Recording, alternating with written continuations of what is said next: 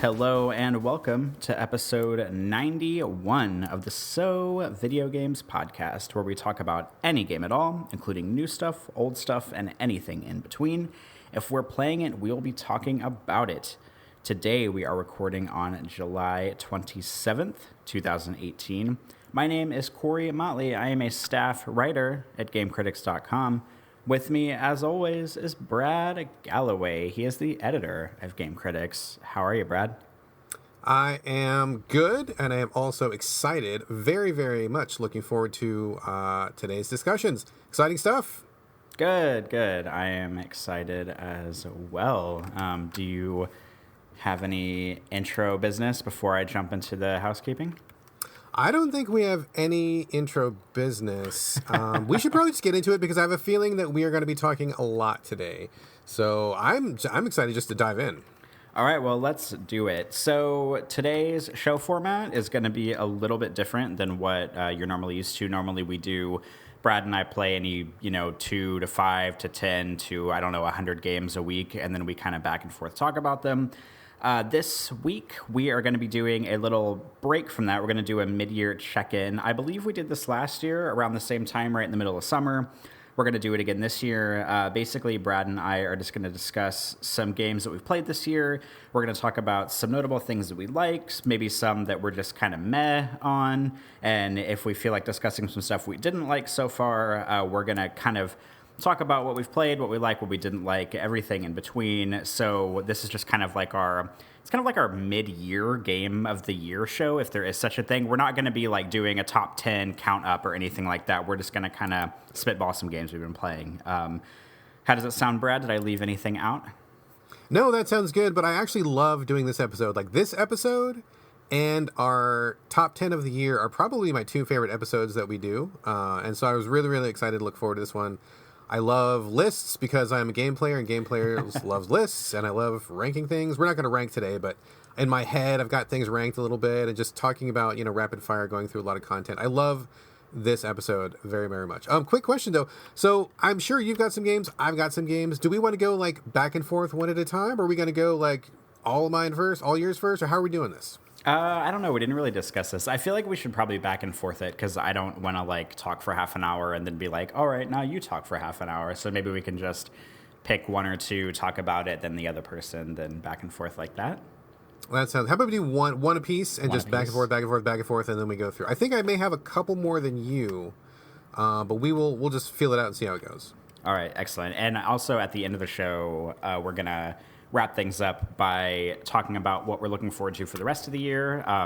As you know, if you've been listening to us for any Game of the Year show, at least, you know that our Game of the Year show is usually just us talking about our top 10s and doing some random awards here and there. So we're going to talk about maybe some games that are coming out for the rest of the year that might upend our top 10 list, or maybe things that we're looking forward to, or things that we think might really be great for us for the end of the year. So we'll wrap up with that.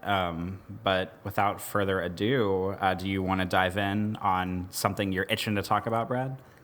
Yeah, let's do that. Okay, so as Corey said, I have a list of stuff that I'm looking at that I feel really good about. You may hear about this stuff when we do our end of the year show, but not confirmed. I mean, this list totally may change between now and then. We still have a number of months.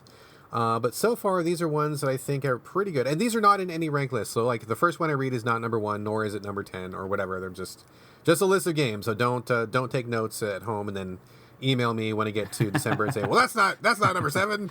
So we're just going to talk about these in general. So, okay. The first one I'm going to talk about is one that I talked about, I think, at length before. One that I really liked a lot this year so far is one that not many people liked. And in fact, people are making fun of me that I like it. But I think Metal Gear Survive is a fantastic game. I love that game. It is so good. We covered it here on the show. I did a full review at Game Critics. And I think it's really unfortunate that people just really had their knives out for this one, because I think if you take a step back and really look at what it's offering, which is a survival experience, like it says right in the title, it does that very, very well. I really like the concept of taking the Metal Gear mechanics, like how you handle weapons, how combat works, and so forth, and just kind of just reinventing the whole thing, giving you a base to build and defend, having to go out and collect resources, going out to collect survivors to build up your base. Now, none of these, I mean, these are not exactly 100% new concepts to the series, but just kind of the way it was all framed was a little bit different. It was kind of set like in this alternate dimension, which was a little bit different. You did not have any of the various liquid, solid, permeable, translucent snakes as in the lead role. It was, it was just like you made your own character. But I really liked how it played. I thought the campaign was really interesting. I thought the mechanics were really interesting. I just had a great deal of fun with it, and I think it was a really well-made game. So I feel pretty good about this one. I mean, I know I just said these are not going to be my locked-in top 10, but if this one doesn't make it to my top 10 of the year, I will be very, very surprised. Metal Gear Survive, I thought, was great. I enjoy that you and I seem to have a running theme on the show of playing and appreciating games that either a lot of people don't know or haven't heard of, or that people, like in this game in particular, which you've pointed out several times, that people, Kojima left Konami, they decided to put this game out without him heading it up, and then everybody was immediately like, oh, this game's going to suck because he's not writing and directing it, producing it and everything. And so everybody they kind of like went in expecting it to suck, and then for them it did suck, maybe because they didn't really like dive deep into it. But I like that you and I seem to, I don't know, I'm not going to say we're unbiased because I don't think there's a such thing as being unbiased, but we, I don't know, are willing to give the games more of a chance and be grown-ups about it rather than just be like, oh, Kojima left, so this obviously is going to have to suck now. Yeah, I agree. I mean, I think there's a lot of people out here who did not give this game a chance just because of the Kojima thing. And also, I mean, I think it's fair to say that maybe some Metal Gear fans are not necessarily survival game fans, which is fine. But like I said, I mean, survive is in the title, so they tell you up front. And this is not the first time that Metal Gear has, gone outside its lane. I mean, we had the Metal Gear Acid, we had Revengeance, we had Portable Ops. I mean, the VR missions. I mean, Metal Gear as a series has done some weird things. It is not like the same kind of game every single time. Also, this is not even the first time that, none of the snakes have been in the lead. So it's like, if you look at the Metal Gear series as a whole, it doesn't really seem that strange, but for fanboy reasons and for the stuff that happened at Konami and Kojima's very visible exit, I mean, I think most people had their guns out for this one before it even came. I think nobody really gave it a chance. And the few people I've talked to who I convinced to try this or who tried it on their own ended up thinking it actually was really good. So if you like Metal Gear stuff and you like survival, this one is great. I absolutely loved it. Well, good. Do you have anything else to say before we move over to me? The only last thing I will say is that last time I checked, you can buy this game for like $9, and that is a fucking amazing price. So if you're on the fence, check it out. But that's enough for Metal Gear Survive. Corey, what's your first pick? My first pick, this has been kind of a strange year for me. First of all, I want to preface my list by saying for the past like 4 or 5 years, I've been really good about every time I play a new game, whether it's on PC, Xbox, PlayStation 4, what have you, I have this, I've talked about this on the show before, I have a list in my phone, in my notes app, where I will list every single game I play. I keep a column, or not a column really, it's just a list. I have a list on the top that is, if I finish the game, I will then rank the games from, 1 to whatever number is the last game I played. And if I don't finish it, I keep that in a separate little list under it because I don't believe in adding games to my overall Game of the Year list if I haven't finished them. I don't think that's fair. And I also think that not finishing a game probably says something about the game itself or about me. I don't know. We can get introspective here, but I don't really want to go too deep on this. But I realized about a week ago that this is the first year that I haven't been doing that. And I think maybe part of it is just me being lazy. Part of it is also me not playing as many games as I usually do. And part of it is the fact that I am employed like at a real job for the first time in like 2 years. So like obviously that's taking up some of my time and is kind of preoccupying me. So I tried to go through and list all the games that I'd played on my phone this year and discovered that I have not played very many games, or rather, because I got a new gaming PC this year, and this is the first year that I've kind of like dipped a toe into like really doing PC gaming, I've had a habit this year of playing games that came out not this year. Like I keep finding like old hidden gems on the PC that I never had access to before. So I'm playing a lot of old games on PC, and I also don't believe in putting a game on my like 2018 list if it didn't come out this year. Like if it comes out as a remastered edition, I might, or if it comes to like consoles for the first time, I might. And this is an example of the first game I'm going to talk about. But I feel like I just haven't been playing a lot that came out this year. But nevertheless, I have a list. I just wanted to put that preface out there first. And the first game that I want to talk about is an example of this, where it came out on, I think it came out on PC like 2 years ago. It just hit PlayStation 4 like 3 months ago or so, and it is North, which I talked about at length whenever I played it back when, I don't know, whenever it came out a few months ago. North is a first-person, I mean, it's pretty much like first-person narrative adventure game, walking sim, if you will. Has a few puzzle elements, only takes about 2 hours to beat. It's not a very long game.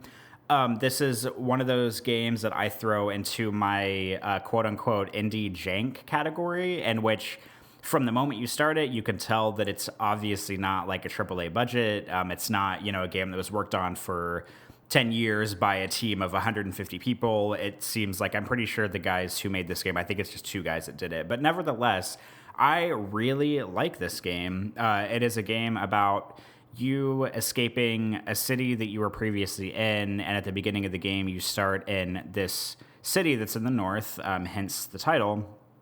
And it's kind of a city that refugees go to escape sort of this like fire that is overtaking a city in the south that is supposed to have really poor working conditions. So the city in the game, you kind of navigate it to see if it's like immigrant friendly in a way, and it's also got this weird like sci-fi edge where there's like these alien entities kind of. There's no combat or anything. It's all just running around. You're writing letters to your sister to kind of keep her up to date on what you're doing, and you're trying to get, the objective is to like pass all these different tests in order to gain sort of like residency or like citizenship within the city in the north. And this is like the perfect example of games that I've really been kind of getting into a lot lately, which are just kind of like off the wall narrative adventure games that aren't necessarily, I mean, it's not a first person shooter, it's not a stealth game. It's just a strange game, but I've had an affinity lately for games that are just kind of strange. Like, I prefer, even if a game is kind of janky and maybe a little bit broken and unpolished, if it's memorable, then that's kind of good enough for me right now. Like, I would rather remember, like, I think very fondly about this game, and it had like a lasting impression on me because of how like strange it was, and the music is really great too. But just kind of like how strange and interesting it was, rather than, a AAA game where it's just you like punching dudes for 20 hours. Like, I would rather have like a short, compact, interesting experience that sort of like kind of keeps me guessing as to what the hell is going on. And North definitely kind of ticked all those boxes for me. It came out of nowhere. I found it on the PlayStation Store one day. I think it's like $3 on the PSN. Not expensive at all. It's also on PC, but I really like it. I think it's great. I'm sure this is going to be on my top 10 list at the end of the year. And the guys that made this game, I think they're Outlands games, if I'm not mistaken. I just am really interested to see what they're going to do next. I think they have a really interesting vision. I played through a lot of their other games and talked about them around the time I talked about North on the show, and I am just excited to see what they do next. Well, it's funny you mention that, because I was actually just checking their website before the show, and it seems like the next game they're going to be working on is either West or South. It's to be determined, but we will find out. So that's interesting then. Is it going to be like a sequel to North? No, perhaps? I'm completely bullshitting. Oh, you're a bastard. I had to take the dad joke. Sorry, that was really bad. The fact that you picked this game is really one of the best things that I like about our show, is because even though that we get along and we're friends and we're both games writers, etc., I mean, it's pretty clear that our tastes do not often overlap, which I think is ultimately a really good and interesting and fun and healthy thing, because you talk about stuff that I probably wouldn't look at. I'm sure that I talk about stuff that you wouldn't look at, and this crossover, I think, really adds a lot of seasoning to our show. So North is definitely not on my top 10, but I remember you really liking this one a lot. I will add that it's also on the Switch, in case anybody wants to take it on the Switch. I think it probably runs fine there, because it's pretty low tech. But very interesting pick. Absolutely. Last thoughts, or should I forge ahead? Forge on, good sir. Okay, so let's see. One that I want to select with a caveat is The Council, which is a narrative, very Telltale-ish sort of a game. I talked about, I think, at least the first episode. I may have talked about the second episode. I don't remember, but there's going to be 5 total. So part of the caveats that I want to say is that it's not done yet. It's a 5-part series, and I don't know if the 5th part will be out by the time December rolls around. It may be that the 5th part doesn't come out until 2019.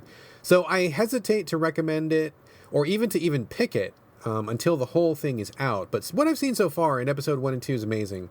For people who don't recall, this is it's a story. I don't even know what time period it is. It's in like the Revolutionary War times, because you play a character who's in this kind of like Illuminati group, and you go to this rich guy's house who's also like in this Illuminati, and you have these famous figures from all around the world. Like Napoleon shows up, George Washington shows up, a bunch of other people that are like actual historical figures, and they all kind of get together to kind of plan like the events of the world, just like any paranoid person with a tinfoil hat thinks actually happens, right?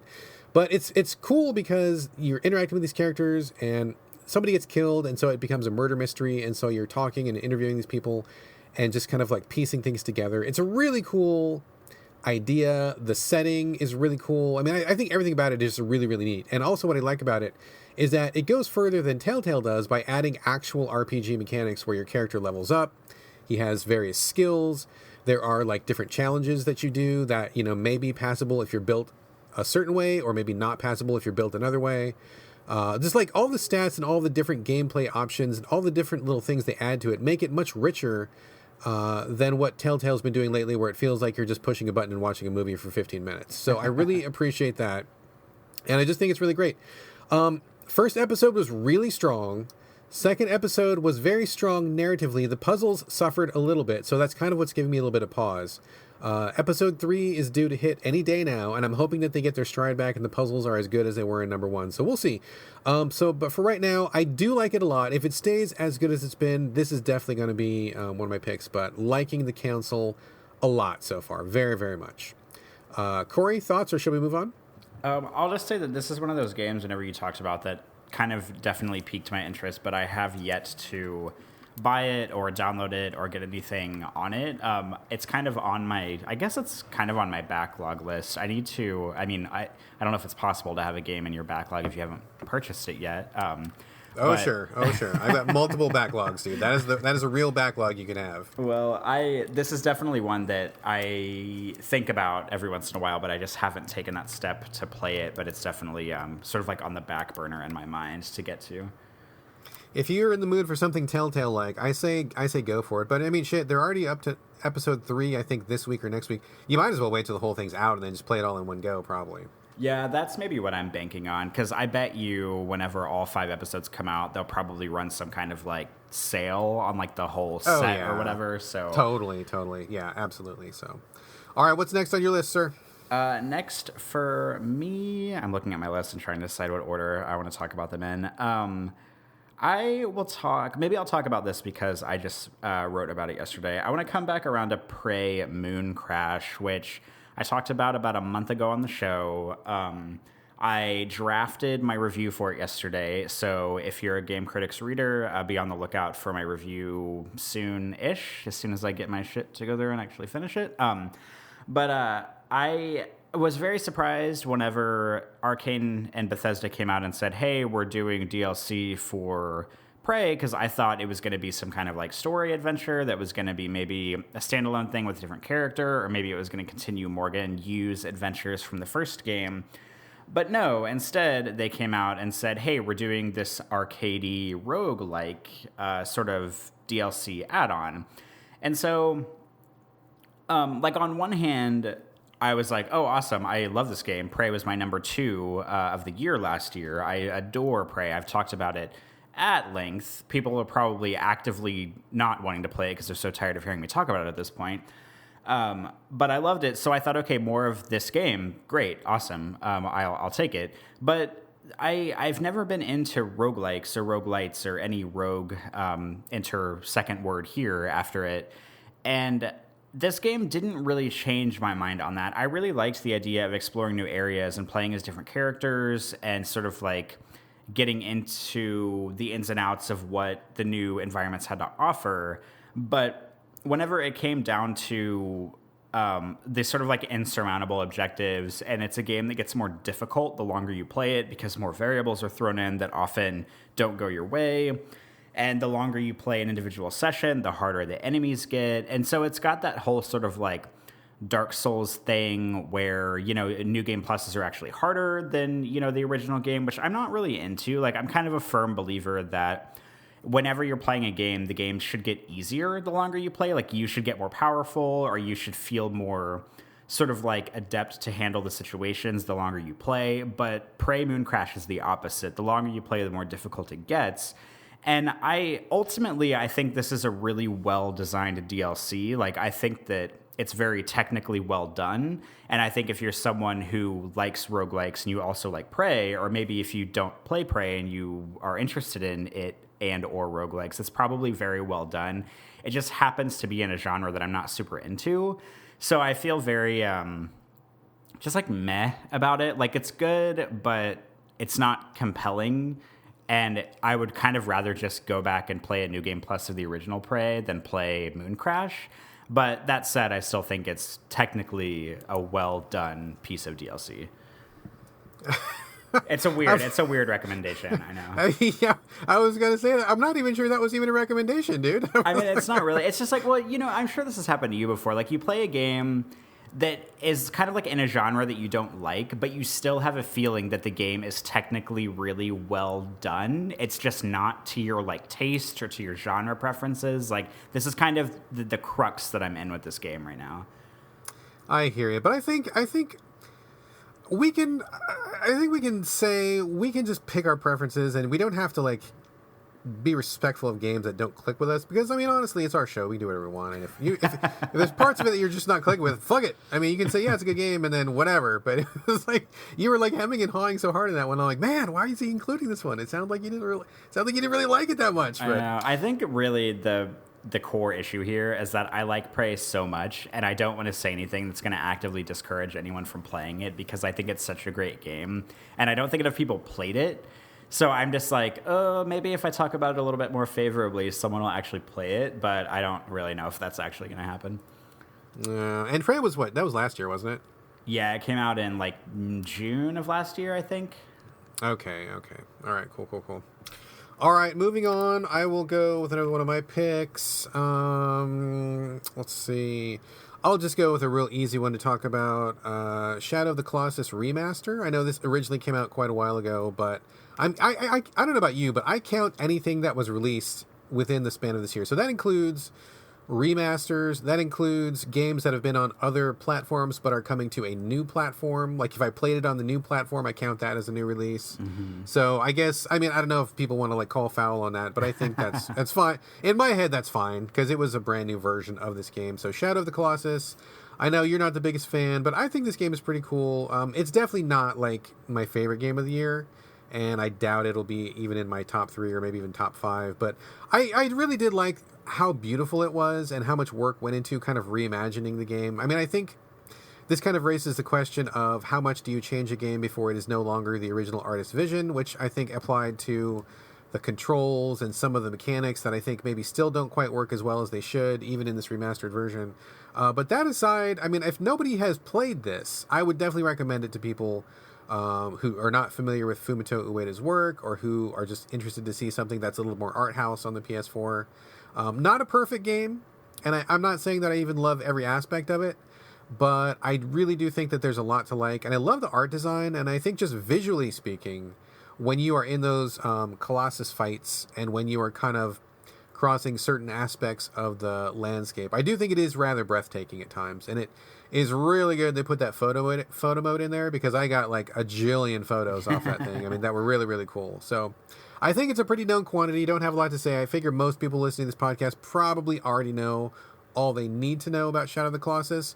But I just wanted to throw that out there as one that I really kind of liked this year. And yeah. So I know you're not a fan. Corey, thoughts or your next pick? I respect Shadow of the Colossus for what it is, and I have tried several times to get into it, but I just can't. It's not for me. I think it's too... hard to maneuver the character in the game, and if that is a problem, then the game is kind of needs some reevaluation to me. But we talked about that already on the show, so I will go ahead and move on to something else in my list. I'm going to go on a bit of a downer this time. I just talked about a game that I really liked, a game that I kind of liked, and now I'm going to talk about a game that I don't like at all. I don't know if you're going to talk about this one, Brad. Probably not. But it's fun to mix things up. This doesn't have to be all praise. All right. I'm ready. So I want to talk about The Fall Part 2, Unbound. Okay, good.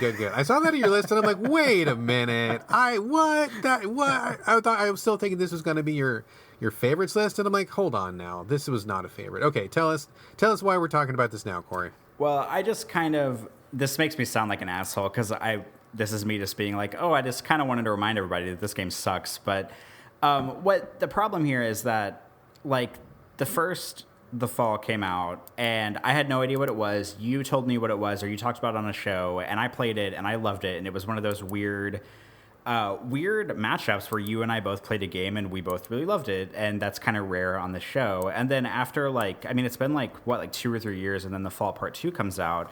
This is technically supposed to be a trilogy, and The Fall Part 2 is just like, from like the amazing premise that the first game set up, which is you are a pilot in a robot suit, kind of like an Iron Man-ish suit. You're on a mission, your suit falls from space into some like foreign planet. The character in the suit, whose name it's like Lieutenant Joseph's, I think, he like is passed out from the impact of the crash. He is non-responsive, so the suit has an AI that takes over, and you technically play as the suit's AI to pilot the suit to get him to safety in order to evaluate his condition and preserve his life. And it's like it was such an interesting sci-fi concept. It was really well done. You encounter other robots in the area. Some are hostile, some are not. And it just like had so much going for it. And The Fall Part 2 comes out, and it's this like weird, like, it almost feels like a side story to the game itself. Like, you still play as the same character in the suit, but all of a sudden you're like taking control of these other robots in these different networks, and like half the game you're kind of playing in this Tron-esque sort of internet landscape area, and it just seemed like about 80% of the actions that you did in The Fall Part 2 like had nothing to do with the first Fall. Nothing really like relevant going on. It sort of like fleshed out the world, but it didn't really do it in any interesting ways, and it didn't really forward the character development of the suit's AI at all. So, I mean, we talked about it on the show like 2 or 3 times. This game is just really a disappointment for me, and I still am crossing my fingers that they'll bounce back, and in the 3rd episode of the trilogy that it'll get better. But man, this was a real disappointment for me this year. I agree. I was a huge fan of the first Fall. I still heartily recommend people play the first installment of the Fall. I think the problem with this, I mean, I guess series, if you want to call 2 games a series, is that the first game felt like a complete story to me. Like, it felt like a beginning, middle, and an end, and it had a really cool kind of ending that I thought was just fine how it was. And I just really didn't see what else there was to do with that story, and episode 2 proved that to be correct, because it feels like they have nothing to do and nowhere to go with it. And I just really didn't like anything that they did in number 2. I thought the gameplay was worse. I thought the story was worse. I couldn't even finish it because I was just really, really disappointed and bored with it and frustrated with it. So yeah, not good. But definitely play the Fall number 1. I think the Fall number 1, as it is like a really cool, small scale, modern sci-fi masterpiece. The Fall number 2 is just like, it's an embarrassment. It is. It is not great, but let's not dwell on it. Let's move on. What do you want to talk about next? Okay, cool. Let's see. I'm looking at the list. I've got a couple more. Let me throw out 2 real quick, and that way we'll kind of balance out that we'll finish at the same time. One that I really liked a lot this year, I don't know if it's going to make it to my top 10, but it was an early contender, is Celeste. Maybe you remember me talking about this one. It's a 2D, really tough platformer, kind of like in the vein of like a Super Meat Boy sort of a thing, like in that ballpark of requiring really fast reflexes and quick thinking, and you die like a lot, and then if you die, you start back at the beginning of that little room that you were on, so forth and so on. those games are fine, and I enjoy them once in a while because, I do enjoy a good platformer, and I don't mind the difficulty as long as the mechanics are nailed down tight. And they are here. They are definitely absolutely spot on mechanics, which is great. Jumping feels good. Floating feels good. Like the timing of everything feels right. Like it feels like they really polished it up. But what put it over the top for me was that it actually tells a real story. So, you play a girl who is climbing this mountain. And the mountain is called Celeste. It's not the main character. I forget what the main character's name is, but she's got like a lot of like depression and self-confidence problems, and so she's climbing this mountain to prove a point to herself. And along the way, she meets other people and has some weird little things crop up and that occur. And I just really like the story. Like it was very well told. I think it was very accessible, easy to understand. I think a lot of people probably relate to it. And I think that it was a good fit for the actual gameplay. So this is one instance where the story made sense with what you were doing, and what you were doing made sense with the story. I love it when that comes together, and it's surprisingly a lot harder than you would think to get those two things to appear in concert. So I think Celeste was really, really good. I liked that very much. Not for everybody, because the platforming is hard, although I will say there are a number of options where if you want to just see the story, you can turn off a lot of the difficulty and basically breeze right through it. So I do give it big props for that. Also, shout out for Monster Hunter World. I've been a real big Monster Hunter guy for a long time, probably more than 10 years. And I liked Monster Hunter World a lot, although I will say not my favorite entry in the series, and I didn't exactly love everything they did with it. I think bringing it to console, exactly what needed to happen. I love that they did that. Graphics, a little bit not so hot on the realistic, more Western art style. I really miss some of the Japanese designs. I think the Japanese art was amazing. So visually, it was a little bit less appealing. Some of the design choices were not great, but some of them actually were really cool. I really liked the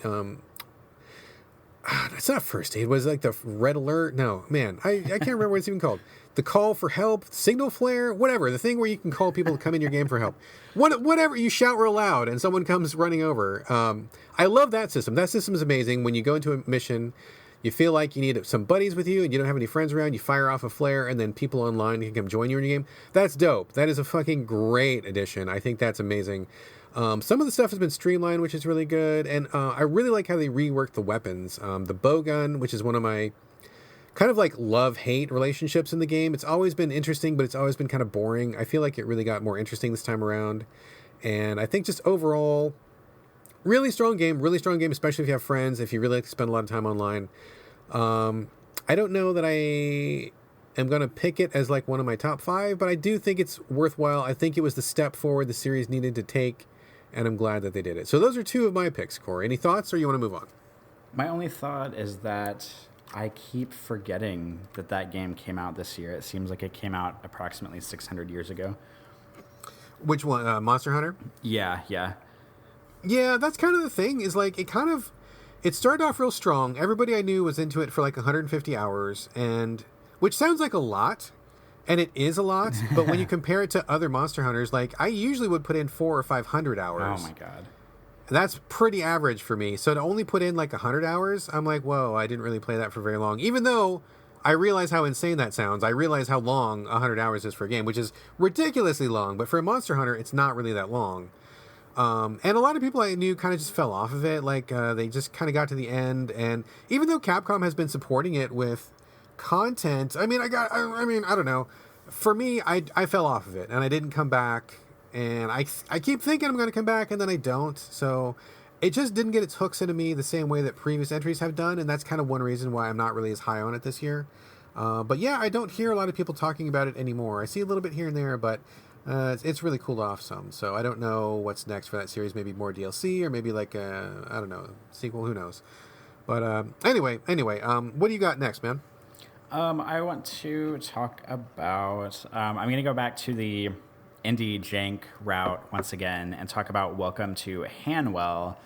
And yeah, this was this is pretty much has the exact same pattern story that North had for me. I was just scrolling through the PSN store. I saw it and I thought, that looks interesting. Like, it looked like a horror game. It looked like a first person sort of adventure game.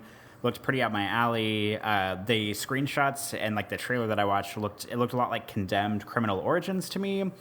And luckily, I was able to get a code from the developer to talk about it, to play it and talk about it on the show. And I played it on PS4. It came out, I think, last year on PC, and then this year on PS4. It's probably on Xbox as well. I haven't looked. I should have, but this is so video games after all, where we are not prepared for any talk about anything ever on the show.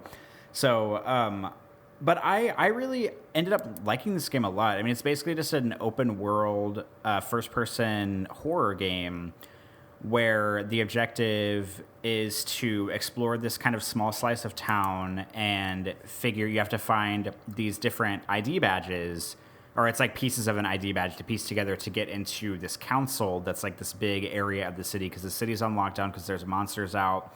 You have to figure out how to find the badges and then get into the council area to figure out like what the hell's going on, basically. And this this game I really liked it. I mean, it's kind of janky. Whenever I played it on PS4, it did not have inverted controls, which is a big issue for me, because like if you're going to port something to a console, the least you could do is put an inverted control option in there.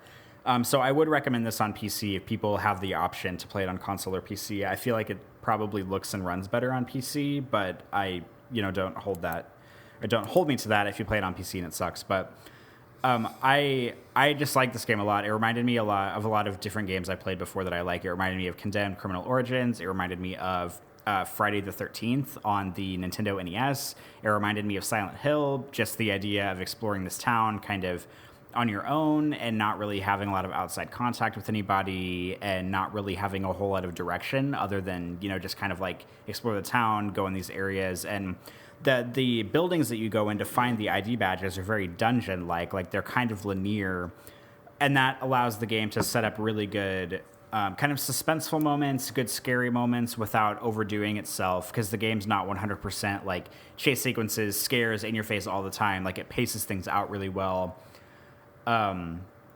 Some of the areas are like physically well designed and impressively designed, especially toward the end of the game whenever you start getting into the council area.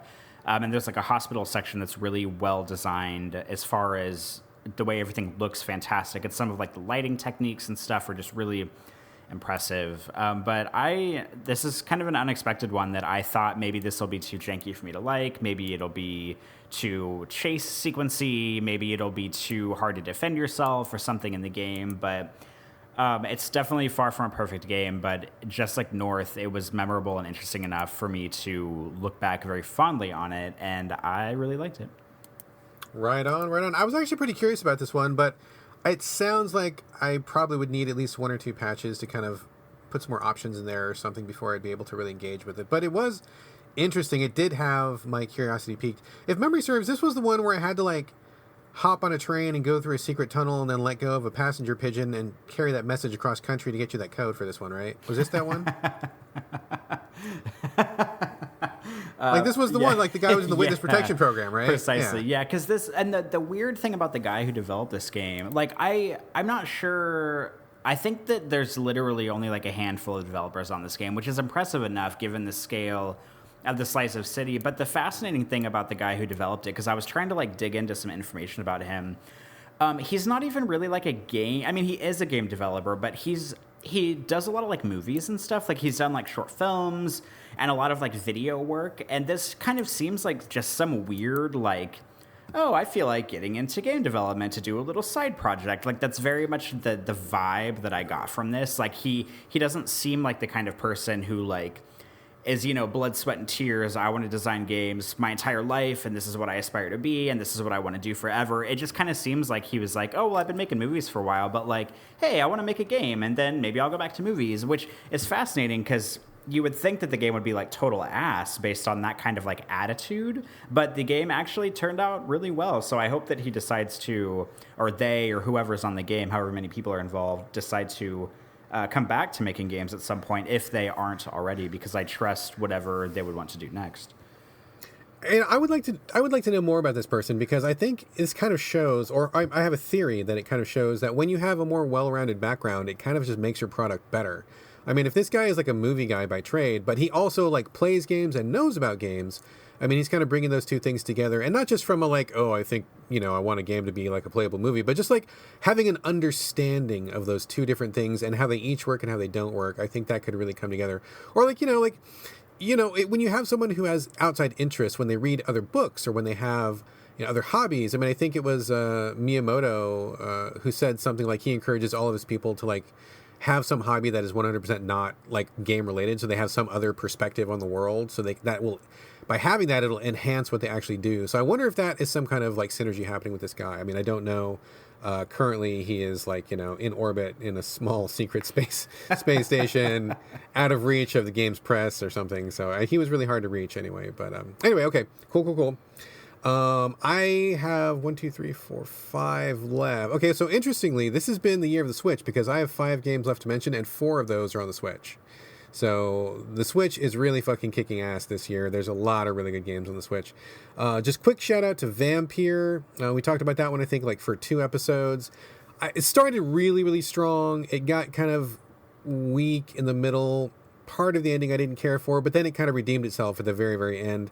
It's got issues. It's kind of janky. It's a little bit broken in some ways, but it's one of those B-tier games that I really like because, like you said, Corey, I'd much rather play something interesting and slightly broken than just something really boring and AAA polished like the same old crap we always get. So I'm willing to put up with jank. I'm willing to put up with problems. And I think that Vampire was a really good step in that direction, where it's obviously not a AAA game.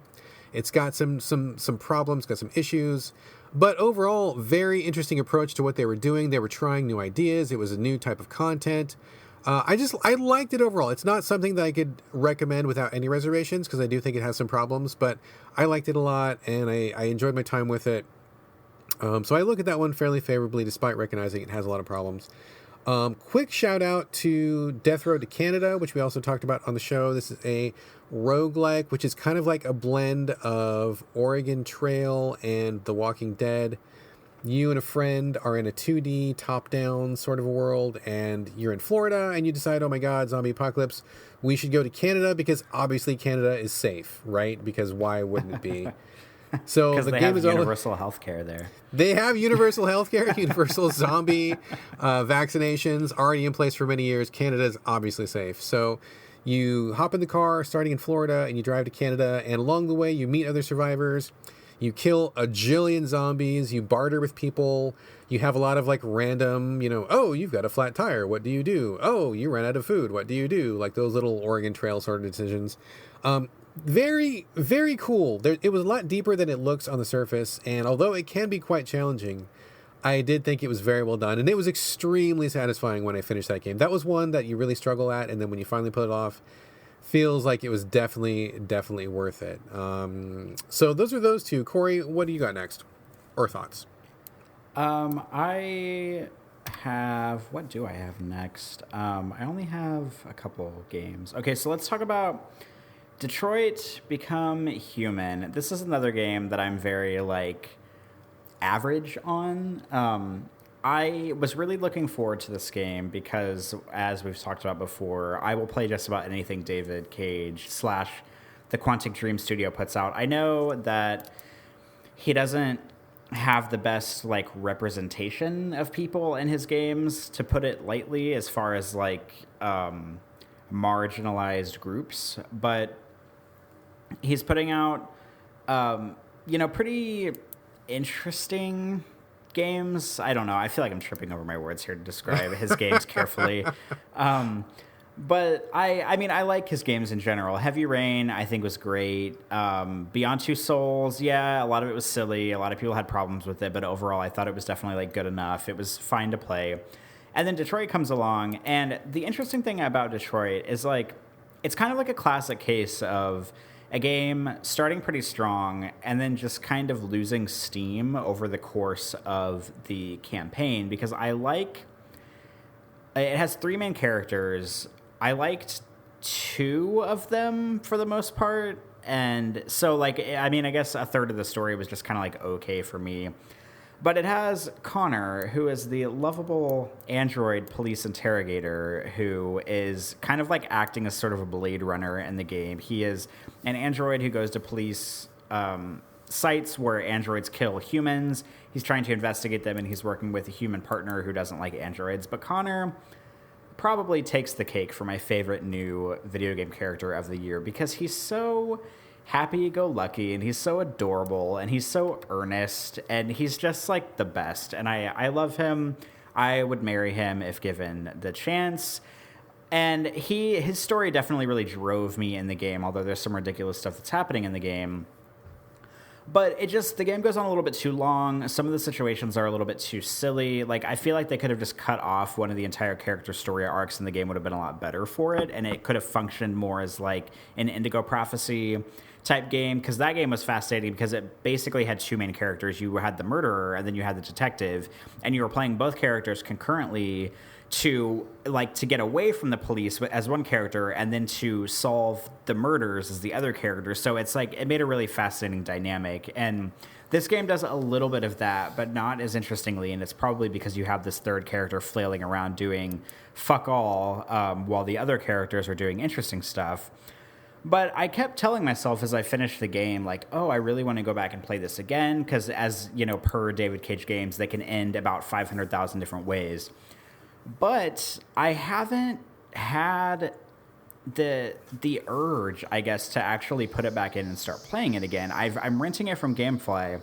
It's been sitting on top of my PlayStation 4 gathering dust for like 2 months maybe at this point. I have not sent it back because I keep telling myself, yeah, I'm going to start a new campaign, and I'm going to play it, and I'm going to do a bunch of different choices, and I'm going to be a renegade, and I'm going to do all these things. And then at the end of the day, I just never feel the urge to put the game back in and try it again. So I don't know if that says something about me, if it says something about the game, but I enjoyed most of my time spent with it. I think it's a pretty well done game with some caveats, but I just wish that my urge to return to it and to see the other storylines play out were bigger than it is. Well, it's funny you say that because I also have a copy of Detroit from GameFly sitting on my desk, also gathering dust. I've had it probably for about 2 months, and I haven't even played it even once. So I guess that says even more than what yours says about you. And just going back just for a second to Indigo Prophecy, what a fucking fascinating idea that was. You play the detective and the criminal. That's amazing. That is an amazing idea. Regardless of all the problems that game has, or all the problems I have with David Cage, I think that, like, dude, what a fucking amazing premise. Like, that is a bonkers, amazing banana premise. I would love to see more games try something as out of the box as that was. Not saying it's a great game, not saying it was perfect, but I mean, just thinking about that idea, mind-blowing.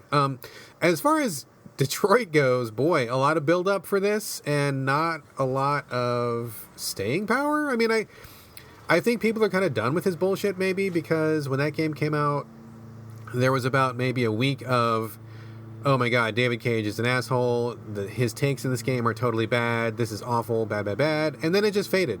I don't hear anybody talking about it. I don't think people even remember it even came out this year. I have not been motivated enough to play it, despite having a copy sitting around here for 2 months. I look at it like once a day. I'm like, nah, later. You know, I mean, if that doesn't tell you how excited or negatively excited people are, or just, I mean, I think he's just lost. He's lost his way. And then, of course, there were also these allegations of him being a shitty guy, which also doesn't make people very excited to play his games either. So, I mean, I'll probably get to it before the end of the year, but I'm not, like, super excited, and I keep finding excuses to not play it. So, I don't know. I think maybe Cage's time has passed.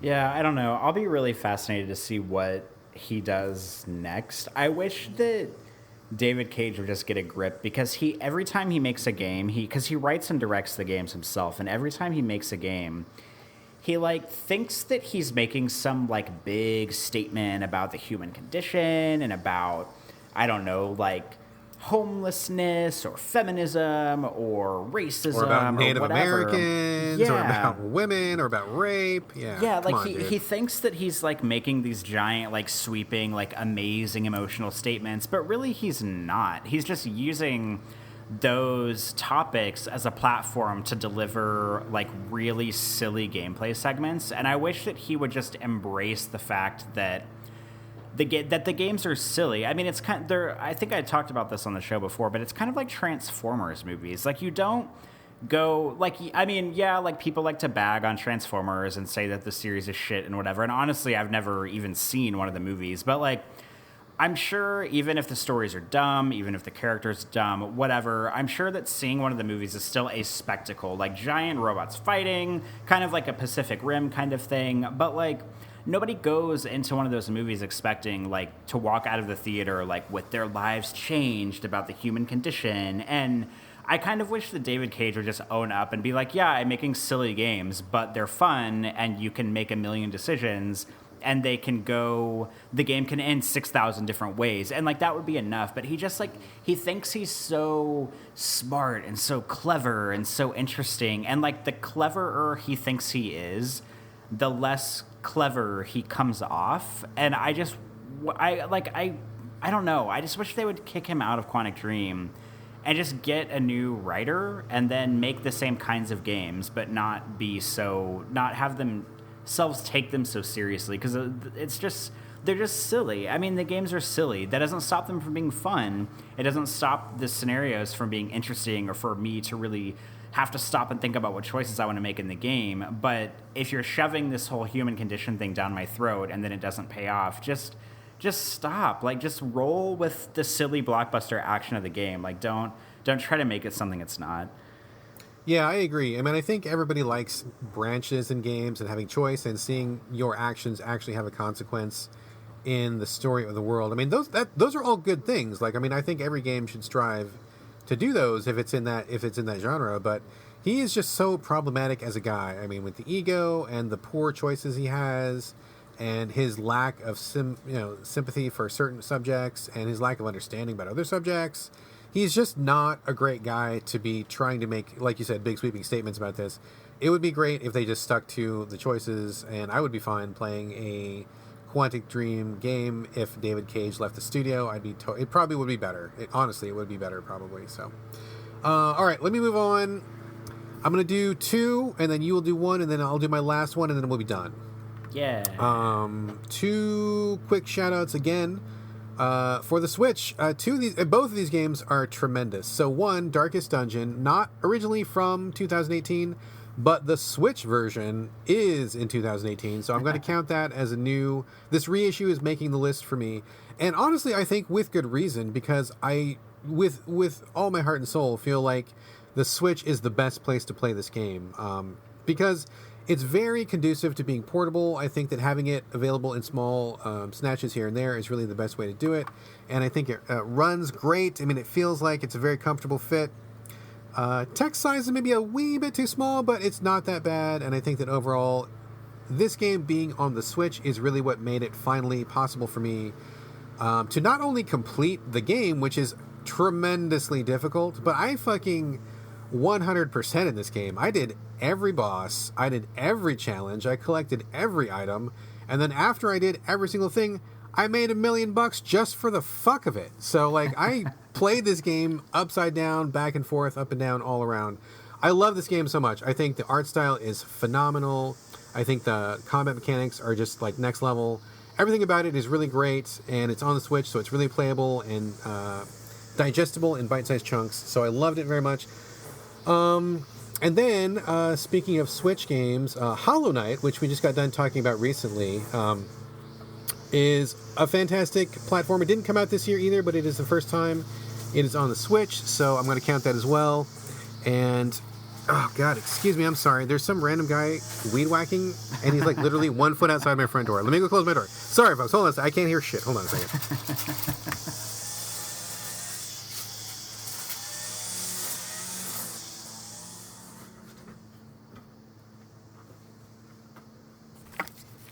Of course, the fucking landscapers show up the one time during the week we're fucking podcasting. My apologies. Feel free to cut that out, Corey, if you want, or leave it in. It might be a little added spice to the show. Whatever. So Hollow Knight, fantastic platformer, Souls-inspired 2D art style. Again, amazing. Very complex world, very next level world building, environmental storytelling, controls super tight. The game is huge, way bigger than anybody thinks it will be when they first started. I mean, way bigger than I bargained for. Certainly, I think I put probably 50 hours into it, and there was still a little bit more I could have done if I wanted to, but definitely worth all of the praise. It was as good as people told me it was, and I am really, really impressed at how sophisticated this game was, especially coming from a Kickstarter with who I assume was staffed by people who had never made a game before, which I find to be a little bit impossible because this game is so good. They must have some kind of experience. I don't know the background of these developers, but as far as I know, this is their first work, and it is a motherfucking just like home run out of the park. Like, I mean, there's problems with it. I think some of the bosses are too hard, and it's a very cryptic game, so if you don't like to be lost, you may want to have a wiki handy. But despite those issues, fantastic experience. I loved Hollow Knight much more than I thought I was going to, and just one more reason why the Switch is just really on fire this year. So all right, Corey, thoughts or your next game? No thoughts, because you have talked at length for about 15 of our shows about those, so we can move on, I think. Let's move on. What do you got left? My last game is, spoiler alert, probably the best game I've played this year, and I'm maybe as surprised as anyone when I think about this. I am surprised. I know, and like whenever I was writing down my list of games, I was trying to think about like what... I hadn't put them in like a ranked list yet, but whenever I was thinking about it, I was just like, man, I really think this is the one. Like, this is kind of the game to beat this year. And that would be Florence on iOS, which I talked about maybe about 4 or 5 months ago. It's an iOS game where you play as a young woman. She's probably mid-20s. It's kind of about her life, her monotonous work life. You play as her kind of going through her day-to-day activities, and then she meets a guy. She falls in love with him. The story progresses and kind of shows their relationship from her being single and being kind of miserable at her job to meeting him, and it's sort of her being in a relationship sort of reinvigorates her life. It goes through the timeline of them moving in together, of them cohabitating, and their relationship really flourishing. And I'm not going to spoil how it ends. I think we've done a spoiler section on this game before, so please go back and find that show and listen to it should you want to hear about it and missed it then. But that game just really stuck with me. I think it told a really wonderful story that I'm not in the same frame of mind as she was in the game, as Florence was. Like, I'm not, early to mid-20s and single. I'm also not freshly in a new relationship trying to navigate that. But I was able to, I'm not far off from that. So I was able to identify with a lot of the stuff that she was going through, a lot of sort of meeting someone for the first time and falling for them and sort of cautiously navigating the relationship and seeing where it would go. And there's, there were a couple things in the game that made me cry a lot. The game just had a really big emotional impact on me, and I think it's really incredibly well done. It's also a game, the perfect kind of game for people who don't play games to play, because it's easy to play. It's on your phone. There's no complicated puzzles. There's not really a whole lot of dialogue choices or anything. There's a couple snippets where you have to choose among a few pieces of dialogue, but it's a lot of pretty easygoing stuff.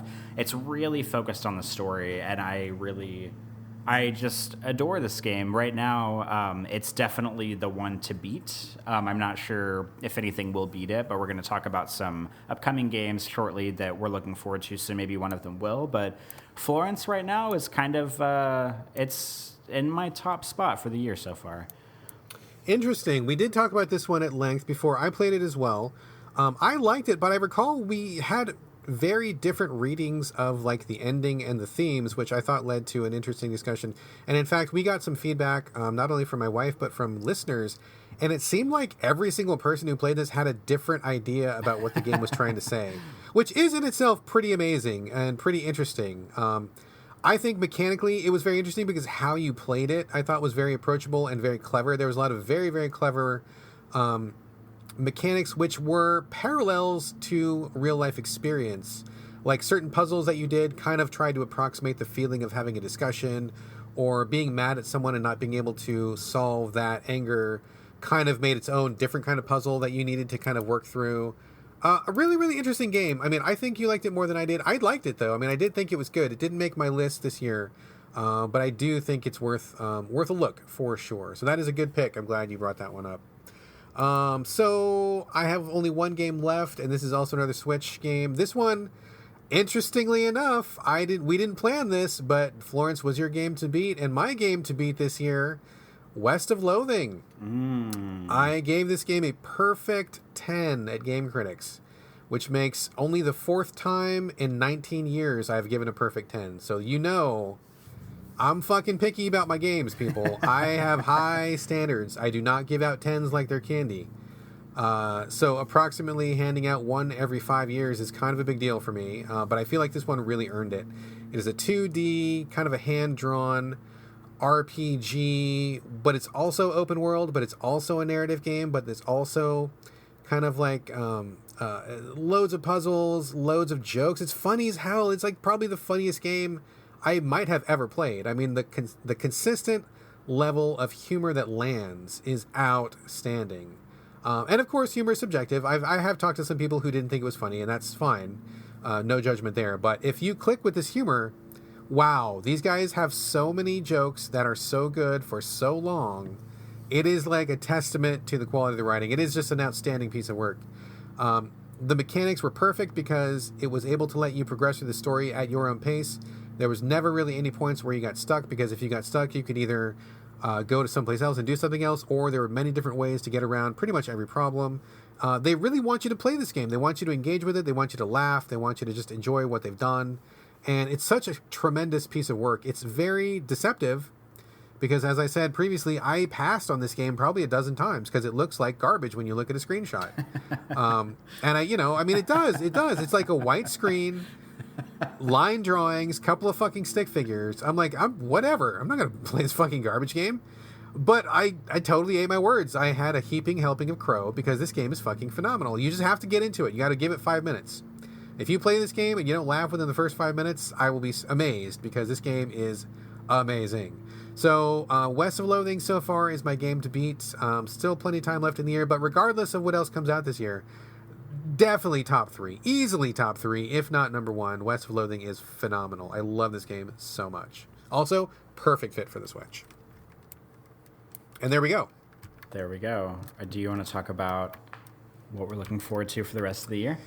Yeah, let's talk about this. I do not generally keep a list of what I'm looking forward to. I kind of just roll with whatever pops up in my inbox. But you did have a pretty good listing, so I went to check that out, and I selected a couple.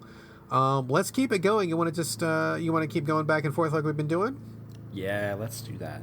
All right, I just got done talking. Why don't you give us one that you're looking forward to, Corey, for the rest of 2018? All right, so these are in no particular order, by the way. I think I kind of listed them as they were coming out through the year, but the first one that I have on my list is Shadow of the Tomb Raider, which I've kind of like 180'd on this game because the Tomb Raider reboot and Rise of the Tomb Raider I thought were okay. I didn't think they were amazing. I didn't think they were terrible.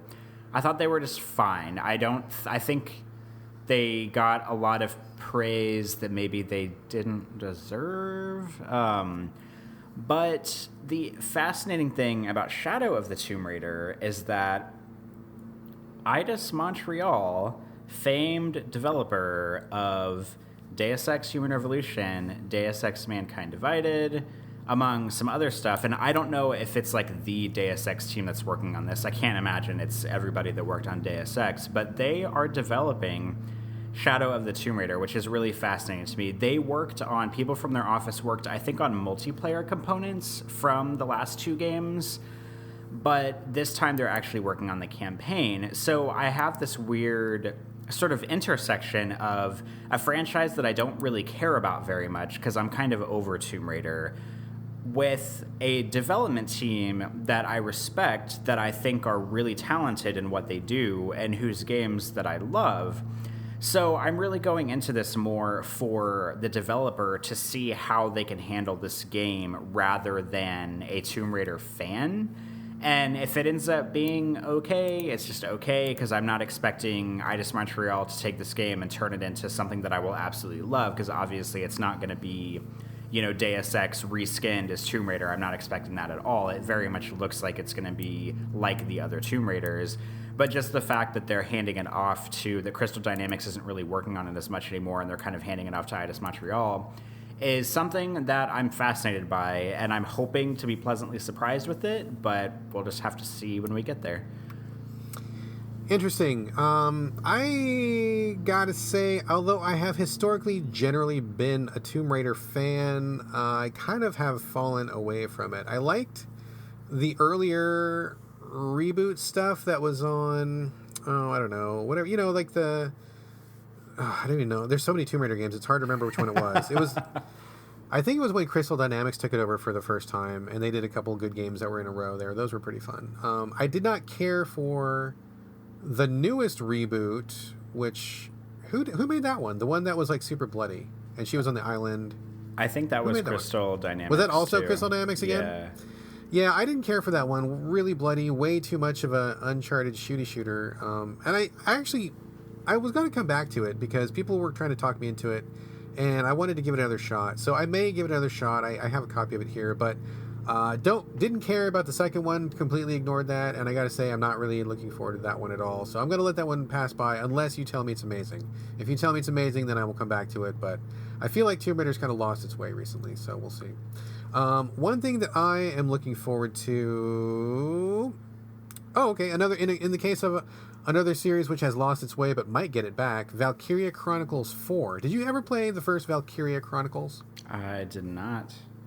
So it was a strategy JRPG, but it was kind of a weird blend because you went turn by turn, but there was also this strange mechanic where you actually moved your guy around the field in real time, and then depending on how far you moved him, that influenced how much action points they had, and then it was kind of like a faux World War II, not in Earth, but like kind of this weird fantasy land. Anyway, it was a really good strategy game. Really enjoyed it. The story was great. Characters were great. And I think that overall it was really an interesting thing. And then Valkyria Chronicles 2 came out, and it was hot garbage. And then they came out like a string of sequels, which were awful. They were awful. Like really bad. Like really, really bad. Didn't like any of them. And Sega must be aware of this because they are putting out news of Valkyria Chronicles 4 saying this is what you liked about the first one. This is a return to form. We hear you. We're bringing it back. And I hope that they're correct because I thought the first Valkyria Chronicles was great. Really loved it a lot. I wouldn't mind playing another one of those, but Jesus Christ, they have shit the bed so many times. I really have doubts. I don't know if they're going to be able to pull it out, but looking forward to that one very much. Hopefully it's good, but I will have no compunctions about pulling the ripcord in 2 seconds if it turns out to be another misfire. So fingers crossed, though. Fingers crossed. Corey, what's next on your upcoming list?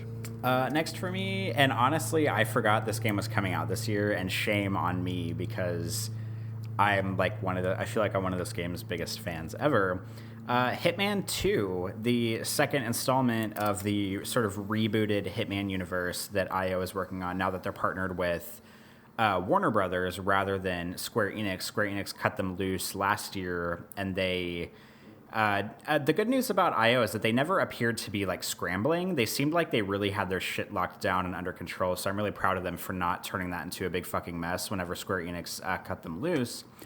But they're now partnered with Warner Brothers for publishing. Hitman 2 was revealed just before E3, and it's coming out in November. I totally thought this was coming out like first quarter next year, but it's actually out in November, which is it seems really soon, but it's also pleasantly surprising because I loved, absolutely adored Hitman that came out in 2016. It was episodic then. Apparently, Hitman 2 is not going to be episodic. They're releasing all the missions at once on one disc when it comes out. I'm sure they're going to be adding a bunch of stuff to it after because that's sort of what IO has been doing recently. They put out one mission at a time, or they keep adding different sort of like little missions within one territory, and they have the elusive targets, and they have all this stuff. So I'm sure they're going to be supporting the hell out of this game after it's out. But I'm very, very excited. Like, I feel like out of my list of games that are coming up, Hitman 2 is really the only one that could really maybe take my game of the year. That's kind of like the heavy hitter I'm watching out for, but very excited. It'll be out Gosh, it'll be out really soon. I know it's only the end of July, but it's going to be the middle of November, like next week, and I'm going to be playing Hitman 2, and I'm really excited. Well, this is one of the rare cases where we both picked the same game. I was also very much looking forward to Hitman 2. You're not allowed to play it until you play the first one, you jerk. Interesting that you say that, because I don't know if you saw it or not. I tweeted about it a while ago, but I had gotten all my reviews wrapped up. I had gotten caught up on my editorial backlog.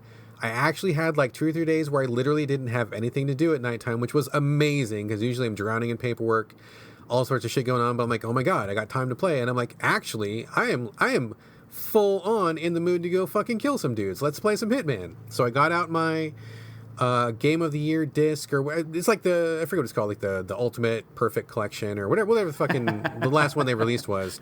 Super shiny bald head edition. And I put it in, and the fucking disc didn't work. I was so fucking pissed. I got it from Gamefly in one of their sales, and maybe you've noticed this or not, but if you look at the bottom of Gamefly discs, like a lot of them have a very specific chip taken out of the edge of the disc. Have you ever noticed that? No. Check your discs the next time you get a Gamefly disc. It's not on all of them, but very often I will get a Gamefly disc and it'll have a very, very, very specific little chip, like a half circle shape, right on the edge. And it looks like it's in that little clear margin on the underside of a DVD. So it looks like it doesn't affect anything. But sometimes that chip fucks things up. And it's often, like, I must be, like, have their machines process the discs or something. Because it's not just a one-off. Like, I've gotten dozens of those discs with that exact same chip in it. So I think it's probably their machinery.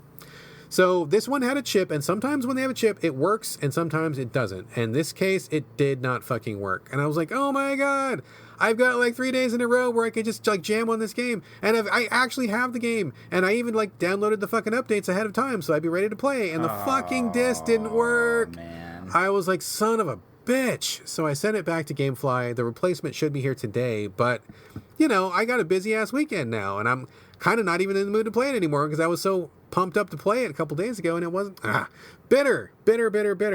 So anyway, I am very much looking forward to Hitman 2, and my plan was to play Hitman 1 before Hitman 2 came out, but I mean, we'll see if that happens now. So anyway, you have to play the first one before you play the second one. Those are the rules. It is the rules. All right, and I am a rule follower, so I will do my best, but god damn it, that was extremely frustrating. I mean, I can't remember the last time I put in a disc and the disc didn't work. I mean, that's been like, it's been ages, so that was very disappointing. Couple of ones real quickly. I will say I'm looking forward to Dead Cells. We talked about Dead Cells in the last episode, and I actually played it on PS4, so I know that it's very, very good, but I'm looking forward to it for Switch, and I only played a little bit. Really looking forward to digging into that. Along the same lines, Death's Gambit, also coming out. I believe it's going to be on Switch, also PS4. Similar, kind of a 2D. I believe it's kind of a Castlevania-ish sort of a thing. Pixel-based, kind of rogue-like-ish, kind of Dark Souls-ish, or whatever. We're getting kind of a rash of these lately. But every game on Switch is a pixel-based, side-scrolling, Castlevania-esque, rogue-like, Dark Souls game. Every single one is that, I think. And the great thing is, like, they're all pretty good, and I kind of like them all. So I'm, like, in hog heaven right now. I'm like, these are all really good. I'm buying all these. This is amazing. So Death's Gambit, I did play it at PAX West last year. I really liked it a lot. It was very, very cool. And I'm looking forward to digging into it. I know very little about it other than what it looks like and what the general themes are. So I'm looking forward to exploring that one. So those are two for me. What else do you got on your list, Corey? This one just came out a few weeks ago, and it's one of those games that I told myself I was going to buy on day one, and then I promptly did not buy it on day one. I'm probably just going to wait for a sale because I'm a cheap, lazy ass. But it's actually, I'm not expecting this to turn up on like any Game of the Year lists for me, but it's Red Faction Guerrilla. The remastered edition came out a few weeks ago, and Red Faction Guerrilla is the fucking shit. I love that game. It's so good. The open world is great. The story is kind of dumb, but it's whatever. The environment physics of you like using your freaking Thor hammer to like break buildings and make them come crashing down and like blowing up buildings with C4 and grenade launchers and shit. It is so good, and I am so glad that they released a remastered edition of it. I am very excited to play it, but not excited enough to buy it, coincidentally. It's kind of Everything you just said, and I didn't buy it. yes, I mean a part of the problem here is because I already own it on Xbox 360, and the game is $30, and like I don't feel like paying $30 for a game that I already own just for it to look a little bit better and play it on the PS4. But if it goes on like, you know, on sale for like $20 or $15 or something, I might buy it. Maybe I'll GameFly it. I don't know, but this is like the perfect opportunity if you're somebody who has never played Red Faction Guerrilla. Like, you're missing out. This game is so good. It's so much fun. It like breaking buildings with your freaking hammer. It's just so much fun, and I'm very, very, very much looking forward to playing it again. I don't have much to say on it, but it's just a great game. It's like the perfect time for it to be re-released, and I am really looking forward to getting back into it again. I remember playing that back on 360 when it was new, and I remember liking it back then, but I stopped playing. I think I hit a pretty big difficulty spike, probably like halfway through or three-quarters through, and I just stopped playing it. I do remember getting stuck and getting kind of pissed off, but like otherwise, I really liked it. I think I would be inclined to give it a second chance.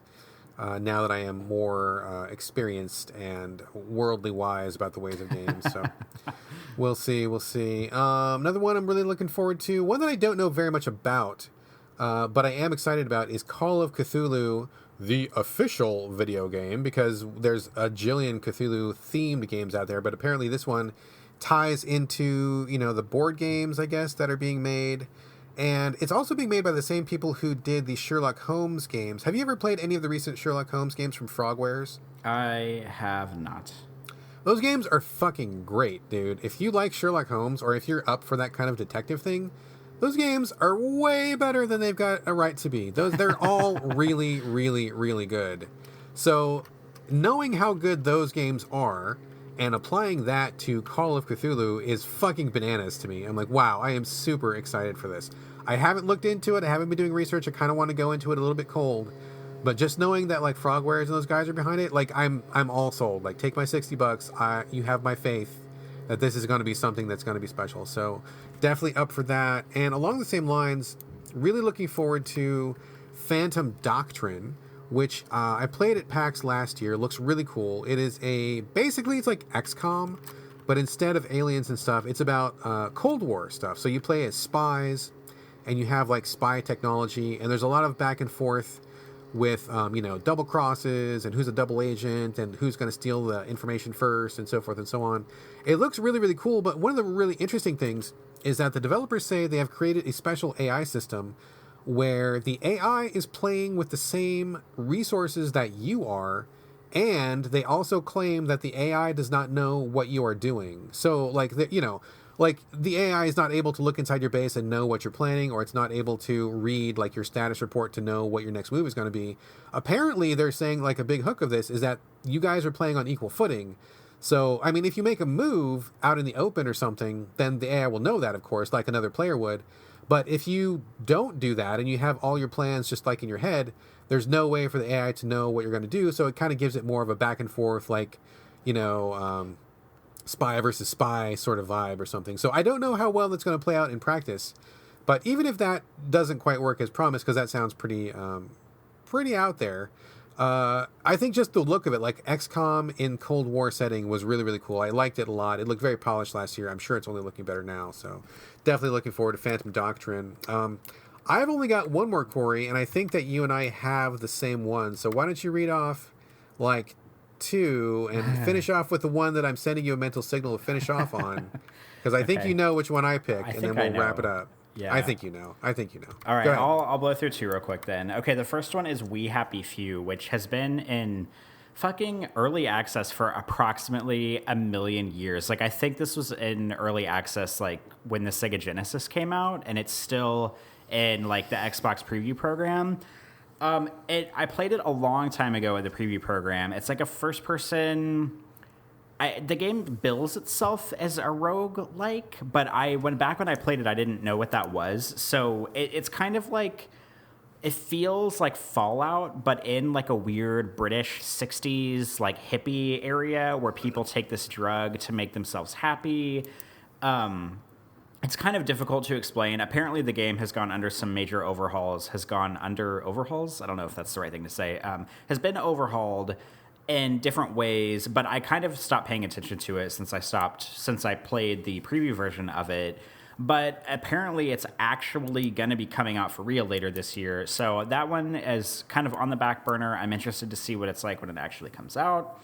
And the next one, which is what I think you were sending me mental signals about, or I should say that maybe my Spidey sense was tingling. Oh, shit. You went there. You got it. You did it. Is obviously Marvel's Spider-Man. This game's been hyped up a lot at E3. It was all, I mean, I think it's been at a couple of conferences now.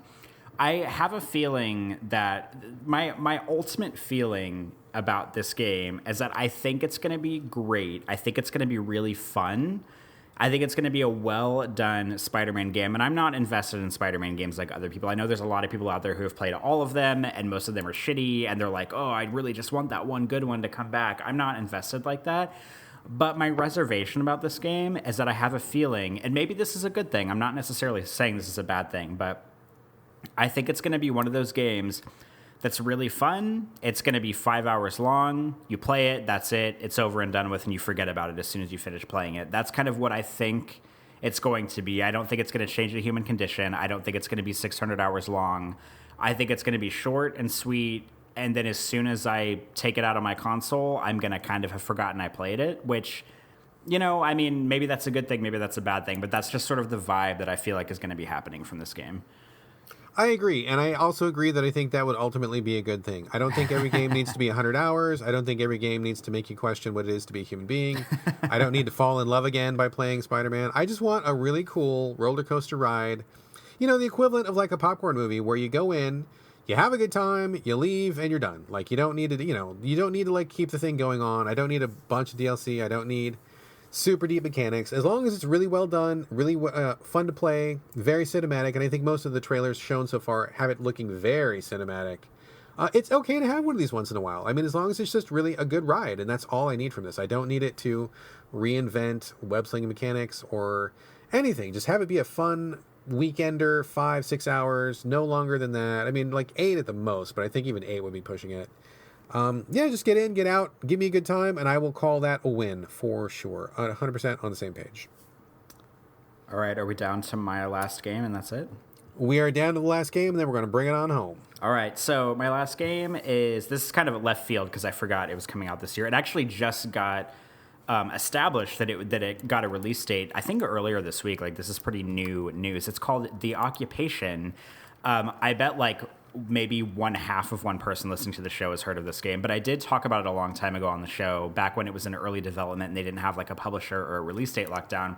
This is by the people that made Ether 1, which I just talked about on the last show. Ether 1 is a walking sim that I really love, very Myst-like in nature, that I really got on board with and loved. It was free on PS Plus a long time ago, so maybe if you downloaded it like a year and a half ago, you'll still have it. Go back and play it, it's great.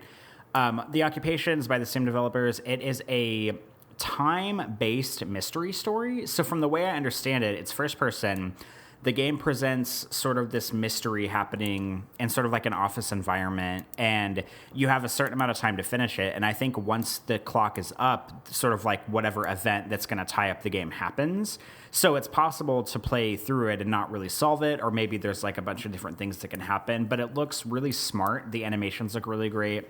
There's a segment in it where there's like a character that's deaf that does sign language, and so you have to know sign language, I guess, in order to like actually solve that puzzle, or you have to go about finding a different way to solve what kind of thing or what kind of get the information that you're trying to get, which I think is really fascinating. But I'm just really, really looking forward to this game. I'm glad it got a release date. I think it's coming out in October, I want to say, but I think it's really going to be like an underdog to watch, and I'm very excited about it. What system is this coming out on, do you know? Everything. It's coming on Everything. PS4, Xbox One, PC. I don't think Switch. I think it's just coming to the other ones and PC. That's fine. Switch is only for 2D Souls-like Castlevania games. That's all that's good for. Okay, cool. That does sound very interesting. I had not had that one on my radar, but now that you've talked about it, I will go and check it out. So, sounds like we've got a lot of good games under our belt so far, and we've got a lot left to look forward to. This is going to be a very busy year. Yes, and a good year. Although it's been a weird year for me playing a bunch of old games on PC. there's still been some gems that have come out this year that I've enjoyed. Well, we can always add a category about best game not from 2018. I mean, that's definitely something we could do. Because it seems like you're dipping into some of those old classics. It would be worth talking about them. Yeah, we can definitely do that come Game of the Year discussion time in like January or whenever we decide to do it. Right on, right on. All right, dude, let's bring it on home. All right. That will bring us to the end of episode 91. Please remember, you can send us any comments, thoughts, feedback, ideas, show ideas, questions, video games you want to hear us discuss, anything like that.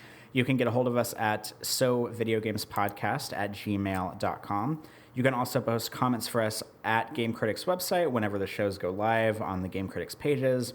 You can also comment on our SoundCloud page as well. The shows go to SoundCloud first and then push to other platforms. I keep an eye on SoundCloud, so any comments you leave there we'll address on the show.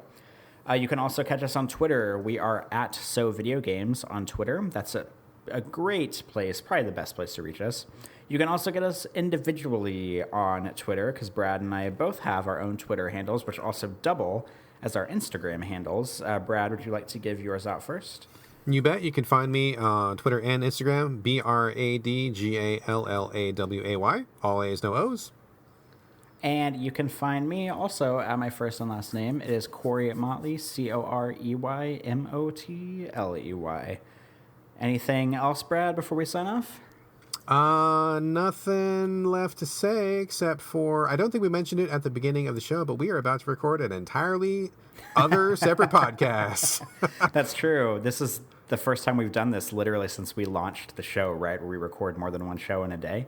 I think this is the first time we're doing back-to-back podcasts, yes. You will hear more about it in episode 92, but you may be going somewhere, and this may be the end of this show, but dear listeners, we are not going anywhere, and we are recording one more. We're going to keep on trucking. It's true. But joke's on you guys, because you still have to wait another week to listen to it, so sorry about that. But we'll be back next week, although Brad and I will be back in like 1 minute to record the show. Yeah. But until then, until episode 92, we will see you guys next time. This is bye from Corey. And bye from Brad. We'll see you. I mean, I'll see you like in a minute, but you'll see us in a week. Bye-bye. Bye, guys.